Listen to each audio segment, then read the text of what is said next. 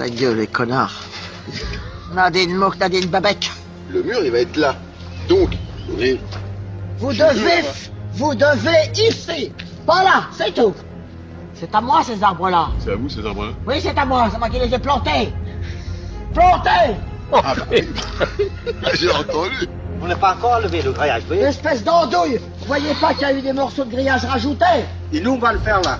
Non, vous n'allez pas le faire là. Ah. Parce que vous aurez des coups. Non. C'est très bien. Excusez-moi, madame. Et moi, vous me faites pas ça. Si. Non, parce que si vous parlez plus haut, moi je parle aussi plus haut. Hein. Ouais, voilà. Et moi, vous me faites pas ça, d'accord? Je le ferai. Oui. Je vais appeler les flics alors. Eh ben, allez, Je vais les chercher, je vais chercher les flics. Eh ben, allez chercher. Allez-y, vite fait. Non, mais... Je vais chercher les flics, attends. Et allez-y si vous avez quelque chose dans la culotte. Vous circulez, hein. Dépêchez-vous. Discutable. Allez, Chut, circulez. Mais je m'en bats les couilles. Allez, cassez-vous.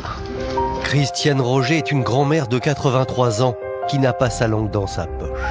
À tel point qu'elle a été filmée en décembre 2011 par l'un des ouvriers présents ce jour-là dans son jardin. Quelques mois plus tard, elle a été assassinée dans d'épouvantables circonstances. Mais derrière cette vidéo qui a fait sourire beaucoup de personnes, il y a une femme donc, avec un parcours particulier, avec un passé donc, qui mérite qu'on s'y attarde, et une histoire qui ne laisse clairement pas indifférent. Donc cette femme, c'est Christiane Roger. Donc sur internet, on l'avait surnommée Tati Daniel. Donc référence au film culte, pour ceux qui ne connaissent pas, c'est un film de 1990. Donc la ressemblance donc, avait amusé donc, des millions d'internautes. Donc cette vieille dame donc, au caractère volcanique était devenue, malgré elle, un personnage comique un peu comme ça sur les réseaux sociaux. Mais vous allez voir que derrière cette vidéo, derrière les rires et les partages, il y avait une réalité bien plus grave. Quelques semaines donc, après que cette vidéo eut fait le tour du web, Christiane Roger était retrouvée donc, morte dans sa maison, étouffée, assassinée, et l'auteur du crime n'était autre que le mari de sa propre petite fille. Donc ce soir, nous allons remonter le temps, nous allons comprendre pourquoi cette femme est morte. Nous allons suivre donc l'enquête de la brigade criminelle, nous allons entrer donc dans la salle d'audience aussi de la cour d'assises du Val-de-Marne, où a été jugée l'histoire. Et nous allons découvrir tout au bout donc, de cette histoire un retournement que personne n'avait vu venir. Mais avant de commencer, donc laissez-moi, je vais vous présenter donc, les personnages de cette histoire. Donc vous avez Christiane Roger. Christiane Roger, donc elle est née en 1929, elle est veuve donc depuis 2005. Elle était donc mère d'une fille unique qui s'appelait Françoise, qui est morte elle d'une méningite foudroyante. Grand-mère donc de Chantal Chezot, donc Chantal Chezot qui est la fille de Françoise, donc sa fille qui est décédée. Propriétaire donc d'un pavillon assez cossu dans le parc du Perreux. C'était bon une femme de caractère, hein, comme vous avez pu le voir, connue donc pour son tempérament agressif. Et avait acquis donc une célébrité involontaire donc, sur internet quelques semaines avant sa mort. Il y aura un autre personnage qu'on va parler. Donc c'est sa petite fille, Chantal Chezot. Donc elle a 40 ans au moment des faits. Donc c'est la fille de Françoise, donc elle-même fille de Christiane Roger, héritière pour moitié donc, du pavillon du Perreux à la mort de son grand-père en 2005. Et en grave situation financière, interdit bancaire à cette époque-là, dette importante selon l'accusation, elle a organisé et piloté donc, le crime donc, depuis sa voiture par SMS. Après nous aurons donc le mari, donc le mari, voilà c'est la personne là, le mari donc Patrice Chezot, donc le mari lui de 41 ans au moment des faits, lui c'est l'auteur du meurtre. Surveillant pénitentiaire, il est marié donc à Chantal, la petite fille de Christiane Roger. C'est lui qui, dans la nuit donc, du 5 au 6 novembre 2012, a pénétré seul dans le pavillon et a étouffé Christiane Roger. A rapidement aussi avoué lors de sa garde à vue et condamné à 18 ans de réclusion criminelle. Et vous avez un quatrième personnage qui est Patrick P. Donc je dirais pas, voilà, on ne connaît pas son nom. Enfin, je le connais, mais bon. Il faut qu'il reste couvert. Donc c'est l'homme de confiance. Donc c'était l'homme à tout faire un peu de Christiane Roger. Donc c'est lui qui va découvrir le corps le 6 novembre 2012, inquiet de ne voir donc aucune nouvelle de Christiane. Et donc c'est lui voilà, qui découvre ça. Donc pour comprendre ce meurtre, il faut remonter loin. C'est une histoire en fait qui débute très tôt, pour bien comprendre tout le mécanisme qui s'est passé. Donc il faut remonter loin, très loin, donc pas à l'enfance de Christiane Roger, pas à sa vie donc de femme mariée, mais il faut remonter à 1944, donc à la fin de la Seconde Guerre mondiale. Donc à un moment, donc parmi les plus sombres de l'histoire de France, il y a un crime qui lui aussi n'a jamais été puni. Je vous explique. En 1944, Christiane, elle a à peine 18 ans, donc la France est sous l'occupation allemande, et cette jeune femme donc, est victime d'un viol commis par un soldat allemand. Donc un crime de guerre banal, au fond, parce qu'il y en a eu beaucoup. De ce viol va naître une petite fille, et qui va être Françoise. Donc sa propre fille, donc la maman de Chantal Cheyzot. C'est là que commence en fait quelque chose de très difficile à entendre, mais qu'il faut comprendre pour saisir le fond de cette affaire. Christiane Roger donc, ne reconnaît pas vraiment cet enfant comme sa fille. Elle ne lui parle jamais. Elle va jamais dire c'est ma fille, voilà. Donc il y a un vrai rejet. Françoise est aux yeux de sa mère donc le fruit d'un crime, mais la marque vivante d'une humiliation, le rappel permanent d'une violence qu'elle n'a jamais pu digérer. Elle n'a jamais accepté ce qui s'est passé, et de voir sa fille, pour elle, voilà, ça lui remémorait tous ces moments-là. Et de voir sa fille, c'était de voir son viol, en fait. Hein. Donc, Françoise, elle va grandir donc, dans une relation profondément blessée avec sa mère. Elle est rejetée, mise à distance affective, et voilà ce qui va se passer. Françoise, à son tour, donc, devient maman. Elle donne naissance à Chantal, et elle élève Chantal dans la haine de Christiane. Elle lui transmet donc ce rejet, cette rancœur, cette blessure comme on transmettrait un héritage, sauf que cet héritage-là n'a aucune valeur. Donc il ne fait en fait que reproduire la souffrance qu'elle a vécue. Françoise va mourir donc relativement jeune d'une méningite foudroyante. Christiane donc la perd, et je dis la perd parce que je dois nuancer quand même, parce que selon ce que la police a établi, Christiane ne l'aimait pas, elle ne la portait pas dans son cœur. Sa propre fille la haïssait, parce qu'elle ne voyait pas en elle, sa fille, mais le visage de son agresseur. Donc Chantal, la petite fille, se retrouve donc orpheline de mère très jeune, et elle se retrouve seule face à cette grand-mère qu'elle n'a jamais connue autrement que comme une ennemie.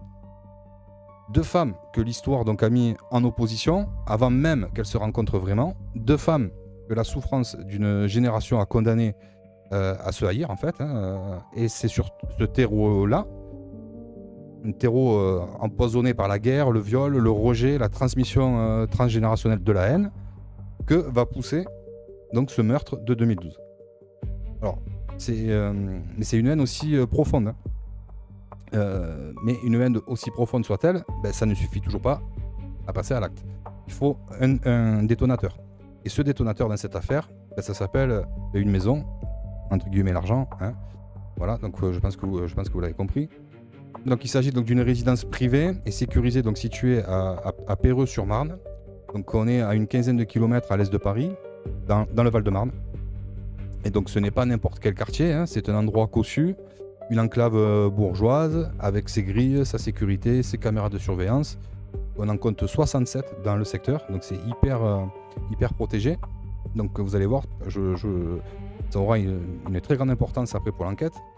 Donc dans ce parc, Christiane Roger, elle vit dans un pavillon, donc c'est une belle maison, une maison qui au moment des faits donc est estimée à 600 000 euros. Donc 600 000 euros, c'est le chiffre qu'il faut garder en tête tout au long de cette histoire. En 2005, le mari de Christiane Roger décède. Et là, une mécanique judiciaire se met en place, froide et implacable. L'héritage s'ouvre et Chantal Cheyzot, la petite fille, devient co-héritière du pavillon. Donc elle hérite pour moitié de la maison, l'autre moitié appartient à Christiane qui continue d'y vivre. Sur le papier, la solution est simple.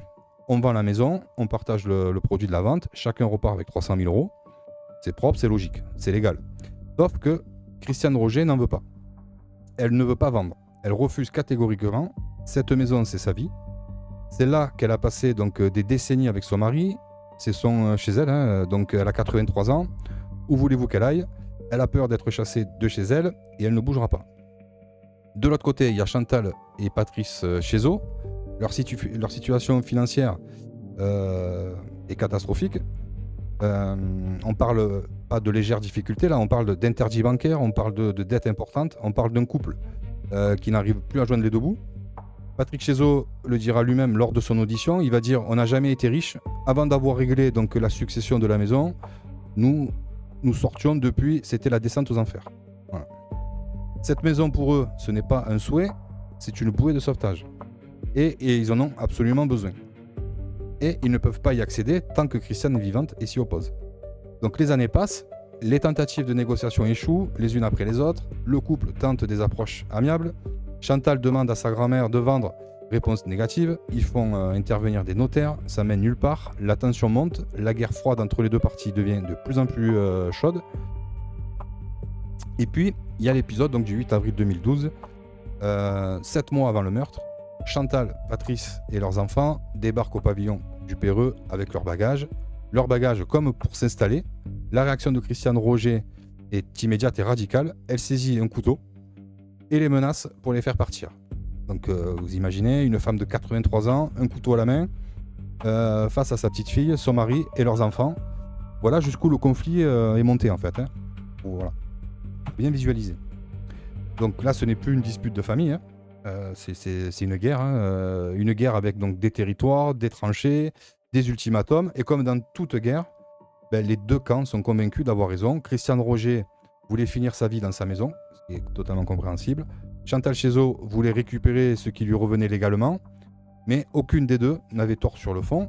Mais cette guerre-là allait finir, comme vous le savez, par un assassinat. Donc, avant de passer donc, à la nuit du crime, là, il faut s'arrêter donc, un instant donc, sur cet épisode qui a contribué donc, à faire de Christiane Roger donc, une figure connue du grand public, donc cette fameuse vidéo là, que je vous ai passée. Quelques semaines avant le meurtre, donc, cette vidéo commence à circuler sur les réseaux. On y voit une vieille femme en robe de chambre, dans ce qui semble être son jardin, en train d'invectiver curieusement donc, des ouvriers, des terrassiers, chargés d'ériger un mur mitoyen. Et Christiane Roger donc, ne mâche pas ses mots, comme vous avez pu le voir. Elle insulte, elle interpelle, elle menace, elle est en furie. Sur Internet, la vidéo devient virale. En quelques heures, donc des millions de vues, des milliers de partages, des commentaires hilars. Et quelqu'un dans les commentaires fait le rapprochement avec le personnage de Tati Daniel. Et c'est cette vieille femme donc, tyrannique, acariate donc, là, du film. Et donc le surnom commence vraiment à lui coller à la peau. Et Christiane Roger devient Tati Daniel pour des millions d'internautes qui ne la connaissent ni d'Adam ni d'Ève. Et cette vidéo donc, a plusieurs dimensions dans l'affaire. La première, c'est qu'elle montre donc, à quel point Christiane Roger pouvait être conflictuelle, agressive, impossible à raisonner. Ce n'était pas donc, une invention des enquêteurs ou une construction de l'accusation. On en avait la preuve en image. Elle sera d'ailleurs diffusée lors du procès. C'est pour ça que je vous en parle aussi, parce que ça fait partie de l'enquête. La deuxième dimension, c'est qu'elle a orienté donc, les premières heures de l'enquête dans une mauvaise direction. C'est pour ça qu'elle est importante cette vidéo, je ne vous en parle pas juste comme ça, hein, c'est que vraiment, elle a fait partie de l'instruction. Quand les policiers donc, de la brigade criminelle arrivent sur les lieux et découvrent qu'une vidéo d'elle venait tout juste donc, de devenir virale, ils se demandent, normalement, est-ce que quelqu'un qu'elle a insulté dans cette vidéo s'est vengé, par exemple. Je vous rappelle, ça fait quand même des millions de vues. Peut-être qu'une personne qui se sent insultée par cette vidéo, c'est normal que les enquêteurs, au début, ils pensent à ça. Ils se disent, bon, la personne se venge. Les vérifications dans cette direction ne donnent rien. Rapidement, les ouvriers de la vidéo sont innocentés. Et les voisins sont écartés. Et les policiers donc, se tournent alors vers ce qui leur semble le plus évident, la famille. Voilà, comme dans toutes les enquêtes, maintenant vous avez l'habitude. C'est ça qui est important, c'est le premier cercle. Et là, on arrive donc la nuit du 5 au 6 novembre 2012. Donc là, nous sommes donc dans la soirée donc, du lundi 5 novembre 2012. Patrice et Chantal, je vais vous les mettre. Patrice et Chantal Chaiseau donc, ne vivent pas en région parisienne. Hein. Ils habitent dans le Lot. Mais ce soir-là, ils sont en déplacement en région parisienne, hébergés chez des amis. Et dans quelques jours, ils ont un rendez-vous donc, chez un notaire pour tenter une ultime fois de trouver un arrangement avec Christiane Roger sur la maison. Donc c'est dans ce contexte de tension maximale, hein, comme vous avez pu le comprendre, à quelques jours de ce rendez-vous crucial, c'est le drame qui va arriver. Le soir du 5 novembre, Christiane Roger est encore chez elle, elle est en vie. Elle a eu son ami donc Patrick, son homme à tout faire au téléphone dans la soirée vers 20h, rien d'anormal. À 21h43 exactement, les caméras du parc de Perreux filment Patrice et Chantal Chezot devant le pavillon de Christiane Roger. Les deux ensemble, donc là ça sera un élément clé de l'enquête. Donc là ils se promènent et sur la photo de droite on voit une silhouette, Patrick Chezot, qui va enjamber le portail. Vous allez voir, ça va être important après pour la suite. Donc les caméras donc, du parc de Perreux filment Patrice et Chantal Chezot donc, devant le pavillon. Là c'est 21h43. À 22h, le couple va rebrousser chemin, ils repartent. Pourquoi? Ça on ne le sait pas exactement. Peut-être ont-ils hésité, peut-être ont-ils eu peur. Toujours est-il qu'ils ne sont pas entrés. Puis on passe à 23h40. Et à 23h40, Patrick Chezot revient seul, cette fois. Là c'est ce que vous voyez sur la photo de droite. La caméra le filme en train d'enjamber le portail de la propriété. Chantal, elle reste dans la voiture garée à proximité. Dans la nuit, Patrice donc, coupe la ligne téléphonique. Il force la porte du garage à l'aide d'une pince. Il pénètre dans le pavillon. Christiane Roger, 83 ans, donc, est chez elle, en chemise de nuit. Donc à savoir qu'avant tout ça, ils sont allés manger chez des gens et ils ont récupéré, Patrick Chezot avait récupéré une pince coupante chez eux, directement chez les amis. Pendant que Patrice est à l'intérieur, elle, Chantal, reste dans la voiture. Les deux échangent des SMS, 57 au total, tous seront effacés par la suite. À 1h46, la caméra filme Patrick Chezot en train de ressortir de la propriété. Il est resté à l'intérieur pendant près de 2 heures. Christiane Roger est morte. Donc il rentre, on le voit donc passer la grille à 23h40, il ressort à 1h46, ça fait quasiment 2 heures. Et le 6 novembre au matin, Patrick P, donc l'homme à tout faire de Christiane Roger, lui, inquiet de ne pas avoir de nouvelles, se rend au pavillon. Il remarque les portes forcées, il entre, et là il découvre donc le corps de Christiane Roger et il appelle les secours. L'autopsie, elle, est sans ambiguïté. Christiane Roger a été étouffée. La légiste relève donc des hématomes à la joue gauche, au nez et une côte cassée. Donc c'est pas une mort naturelle, c'est un homicide. La brigade criminelle de Paris est saisie. Mais avant donc d'aller plus loin, je veux m'attarder un instant donc sur les 57 SMS. Parce que c'est l'un des détails en fait les plus froids, les plus calculés de cette nuit-là, parce que pendant que son mari donc, est en train d'entrer par effraction donc, dans la maison donc, d'une femme de 83 ans, Chantal, elle reste dans la voiture et lui envoie donc des messages. On ne sait pas ce qui se disait de ces messages, mais ils ont tous été effacés, comme je vous ai dit, mais l'accusation en tirera une conclusion. Chantal n'était pas en train d'attendre passivement, en fait elle pilotait. Elle guidait, elle était la coordinatrice, si vous voulez, de l'opération, si on peut appeler ça comme ça. Et Patrice, lui, qu'a-t-il dit? Il a raconté qu'en entrant dans la maison, Christiane Roger lui avait crié « Qu'est-ce que vous faites là, abruti ?» Et il a dit qu'il voulait discuter et que c'est là qu'elle a prononcé les mots qui, selon lui, ont tout déclenché. Elle aurait dit « Tant que je serai vivante, vous n'aurez rien, toi et ta pute de femme et tes bâtards d'enfants. » Donc ça, c'est ce que prétend Patrice Chezot. Voilà. Là, on va passer sur l'enquête.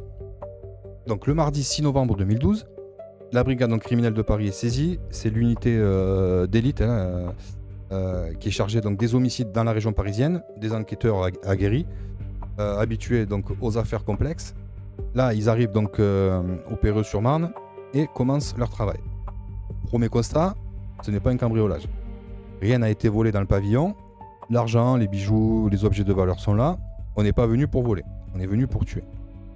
Deuxième constat, des traces d'effraction. La porte donc, du garage a été forcée à l'aide d'une pince. La ligne téléphonique a été coupée. Quelqu'un qui connaissait la maison ou qui avait suffisamment repéré les lieux pour savoir comment entrer.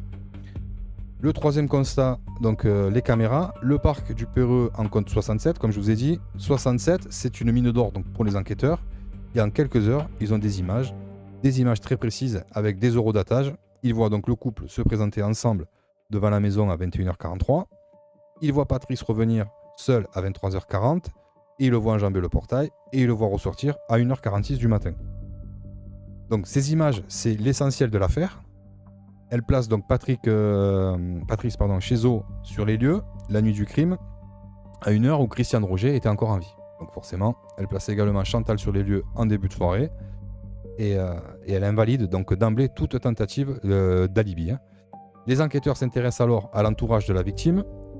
Ils s'informent sur sa situation familiale. Ils apprennent rapidement l'existence de Chantal Cheseaux, la petite fille, et du conflit sur la maison. Le mobile est évident. Il manque que les preuves, hein, à ce moment-là. Donc le 9 novembre, soit 3 jours après la découverte du corps, Chantal Cheseaux est convoquée donc, dans les locaux de la brigade criminelle. Elle est rapidement placée donc, en garde à vue. Dans le même temps, son mari Patrice est interpellé, donc lui, dans le Haut-de-Marne, à Tivez exactement, où il se trouvait. Et lors de leur audition initiale, donc les deux époux nient. Mais ils nient parce qu'ils ne savent pas qu'ils ont été filmés. Ils vont même nier avoir été sur place. Ils nient avoir quoi que ce soit. Ils nient tous les liens avec la mort de Christiane Roger. Mais bon, les images de vidéosurveillance sont là, implacables. Et les enquêteurs donc, leur montrent. Et les dénégations commencent à s'effondrer. Donc, face aux images de vidéosurveillance, face à l'évidence des faits, Patrick Cheseaux, lui, craque, il avoue. Il raconte la nuit du 5 au 6 novembre dans le détail. Il reconnaît donc s'être rendu seul dans le pavillon donc après minuit. Il reconnaît avoir coupé la ligne téléphonique et forcé la porte. Il reconnaît avoir étouffé Christiane Roger. Mais il veut protéger sa femme. Il répète qu'il était seul, que Chantal n'était pas au courant, qu'elle était restée donc dans la voiture sans savoir ce qu'il allait faire. Donc là, il pleure et là, il va dire ça. Il va dire j'ai été trop loin. Mais ce n'est pas à ma femme de payer les pots cassés. Il fallait que ça finisse comme cela. Ce n'était pas possible autrement. Il ajoute, donc dans une formule qui va marquer l'affaire, il va dire on voulait juste récupérer la part de ma femme. La grand-mère nous a détruits. Elle nous a tués. Elle a commis un double meurtre. Donc un double meurtre. Voilà comment lui il qualifie donc le refus de Christiane Roger donc de vendre la maison. Pour lui, elle les avait tués économiquement, socialement, psychologiquement. Et donc, dans sa logique, une logique tordue, hein, mais qu'il faut tenter de comprendre pour saisir l'affaire. Donc c'est elle qui avait commis, pour lui, c'est elle qui avait commis en premier le meurtre. Chantal, de son côté, reconnaît elle aussi donc, les faits lors de sa garde à vue. Donc elle reconnaît même avoir tenté de maquiller le meurtre, pour faire croire à une mort naturelle. Les policiers comprennent, c'est elle qui avait arrangé donc, la scène de crime. Le corps avait été déplacé sur le lit. La couverture avait été posée sur les pieds de Christiane Roger. Quelqu'un avait voulu que ça ressemble à une mort paisible dans le sommeil. Les enquêteurs examinent également donc, la situation financière du couple. Et ce qu'ils trouvent confirme le mobile. Hein. Les comptes sont au plus bas. Les interdits bancaires sont réels.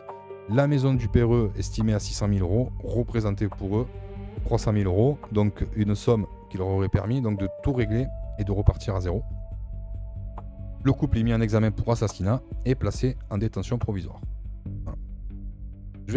Donc on va passer au procès. Donc on est le mardi 27 janvier 2015. La cour d'assises donc, du Val-de-Marne à Créteil, donc près de 2 ans et demi se sont écoulés depuis le meurtre. Patrice et Chantal donc Cheseaux, 44 et 43 ans, désormais comparaissent donc, pour assassinat, c'est-à-dire homicide volontaire avec préméditation, hein, je vous rappelle. La distinction donc, entre meurtre et assassinat est fondamentale, je vous la répète, en droit pénal français, le meurtre c'est tuer, l'assassinat c'est tuer après avoir préparé, planifié, prémédité. Donc la préméditation change tout, bien sûr, elle aggrave donc les peines et elle dit quelque chose donc, sur l'état d'esprit de l'auteur, et le parquet donc, est convaincu que le couple avait donc, planifié le meurtre. La défense, elle plaidera que ce n'était pas prévu, que les choses ont dérapé, donc... vous voyez, tout va se jouer là-dessus, sur la préméditation ou pas. Pendant 4 jours d'audience, donc les débats sont intenses. La vidéo de la dispute avec les ouvriers est diffusée, cette fameuse vidéo. Elle permet donc aux jurés de voir quel type de femme était Christiane Roger et de mieux aussi comprendre pourquoi cohabiter avec elle était effectivement impossible. Donc ce n'est pas pour disculper, bien sûr, mais ça donne du contexte. Et là, ça rejoint un peu la question qu'on m'avait posée. Forcément, cette vidéo aussi, c'est pour ça, elle nous fait rire quand on l'a vue, mais elle a été très importante aussi pour la suite. Que par rapport à ça, donc le jury se fiait aussi à la personnalité de Christian Roger. Patrice Chézot, lui, maintient sa version. Il n'y avait pas de préméditation. Il était venu pour discuter, pour faire peur en cassant des choses, en fait, voilà, selon ses termes. À quelques jours donc, du rendez-vous chez le notaire, il s'est emporté.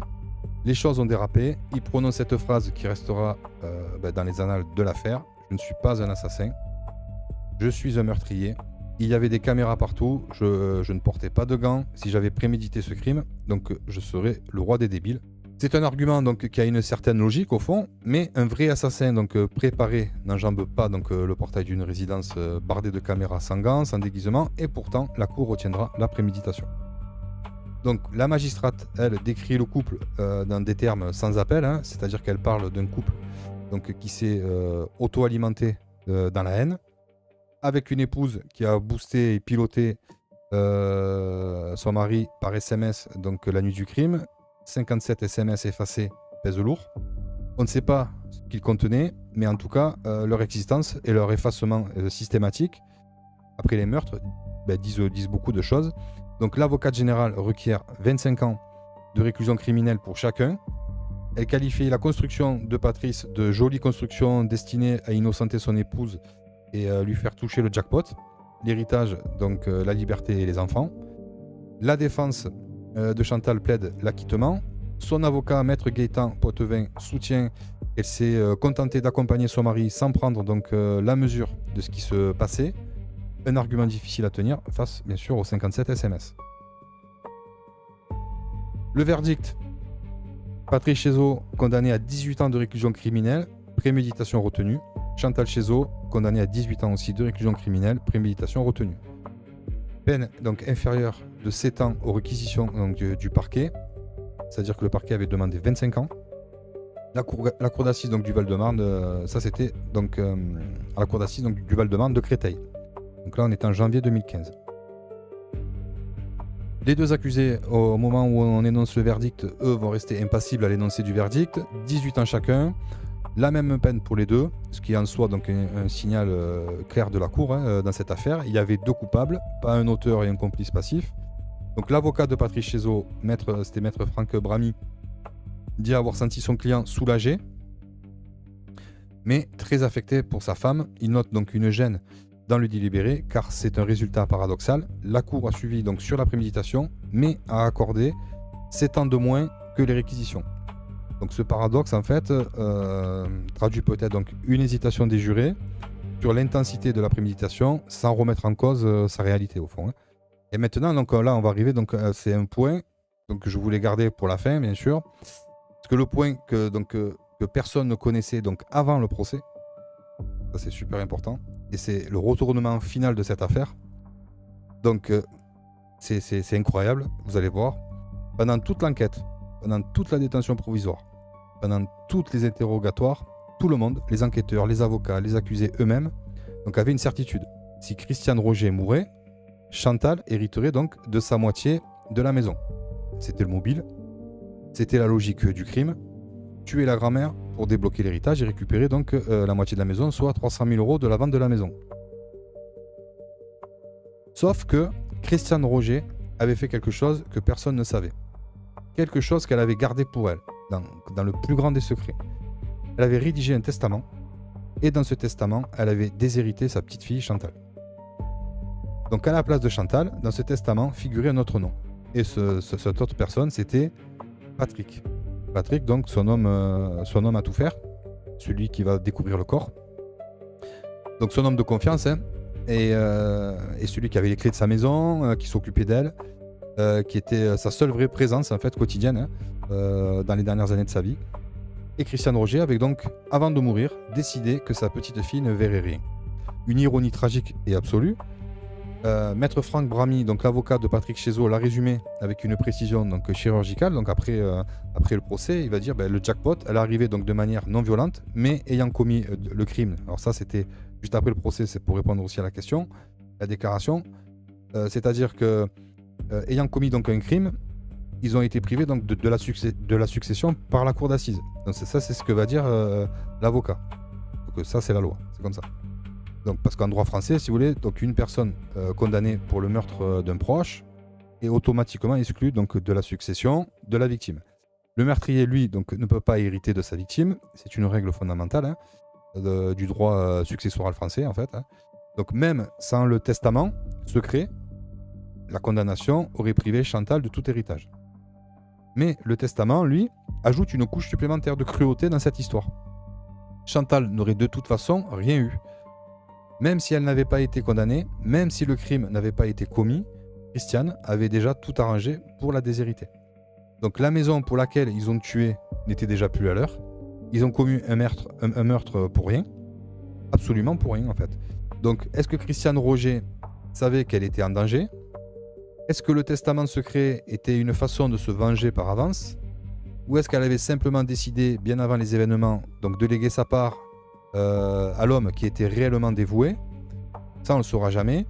Moi, je peux poser une autre question aussi. Est-ce que finalement, ils n'avaient pas appris cette histoire par exemple, Christiane et... sa petite fille et son mari, donc Chantal et Patrice Chézot. Donc peut-être qu'ils avaient pris connaissance de ça. Peut-être que les 2 heures où ils restent aussi, c'est pour chercher ce testament, le cacher, je sais pas, le garder avec eux, je sais pas. Hein. Ça peut être, je pense que ça peut être une hypothèse. L'affaire pour moi, Christiane Roger, n'est pas une histoire de monstre. Ce n'est pas une histoire d'un tueur en série, d'un psychopathe ou d'un criminel dans l'âme. Hein. Il était gardien pénitentiaire. Bon, c'est l'histoire de gens ordinaires. Une vieille dame entêtée, un couple en difficulté financière, des décennies de rancœur familiale, que des circonstances tragiques qui ont conduit à l'irréparable. Ce qui frappe dans cette affaire, bien sûr, c'est que la violence donc, ne commence pas avec le meurtre. Elle commence donc en 1944 dans un acte de guerre. Elle se transmet de mère en fille, de Christiane à Françoise, puis de Françoise à Chantal. Chaque génération a hérité non pas d'amour, mais de haine. Et cette haine, donc transmise, est amplifiée à chaque passage et a fini donc, par exploser dans ce pavillon, Perreux-sur-Marne. Mais on peut en tirer des leçons. Christiane Roger est morte à 83 ans, étouffée dans sa propre maison par le mari de sa petite fille, qu'elle n'avait jamais aimée, pour une maison qu'elle n'avait de toute façon déjà léguée à quelqu'un d'autre. C'est une mort absurde, inutile et profondément triste au fond. Donc c'est pour ça, c'était une histoire assez incroyable. Voilà.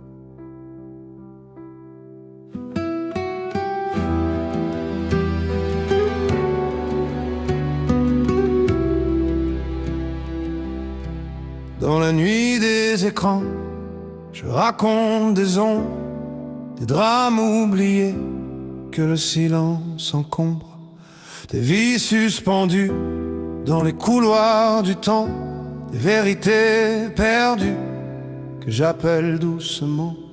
Je marche obstiné dans les ruelles du doute, cherchant la lumière au bout de chaque route. Car derrière les crimes, derrière les silences, il reste toujours une trace, une absence.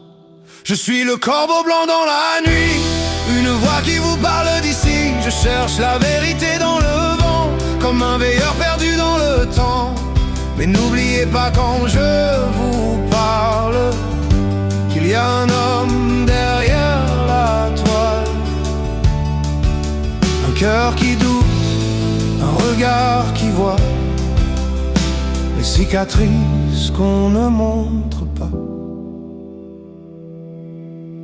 Ces histoires troublantes que je vous raconte sont des échos du monde et de ses ombres profondes. Chaque affaire est un miroir brisé où l'âme humaine se laisse deviner. Car l'homme est un mystère de lumière et d'abîme, un mélange d'espoir et de crime. Et parfois en cherchant la vérité chez eux, je cherche aussi un peu la mienne dans leurs yeux. Je suis le corbeau blanc dans la nuit, une voix qui vous parle d'ici. Je veille sur les silences du vent pour que la justice expire encore un instant. Mais derrière cette voix qui vous guide, il y a un homme lucide, et qui voit les cicatrices dans ses propres pas.